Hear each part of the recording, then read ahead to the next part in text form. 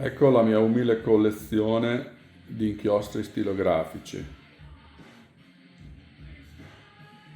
Abbiamo diverse marche che possiamo vedere: Diamine, KWZ, Waterman, Pelikan, Jacques Herbin, Rohrer Klinier, Lamy, Parker,